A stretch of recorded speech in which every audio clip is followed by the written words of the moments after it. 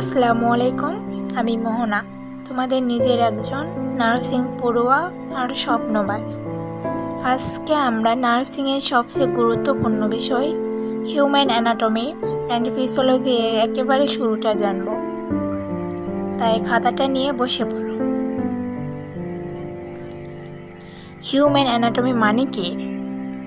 Anatomy মানে হলো আমাদের গঠন বা স্ট্রাকচার বোঝা, যেমন হাড়, পেশি, অঙ্গ প্রত্যঙ্গ কোনটা কোথায় আছে, কিভাবে সাজানো, এগুলোই আমরা অ্যানাটমিতে পড়ি। ফিজিওলজি মানে কি? ফিজিওলজি মানে হলো শরীর কিভাবে কাজ করে, যেমন হৃৎপিণ্ড কিভাবে রক্ত পাম্প করে, ফুসফুস কিভাবে শ্বাস নেয়, কিডনি কিভাবে পরিশোধন করে, এসব ফিজিওলজি।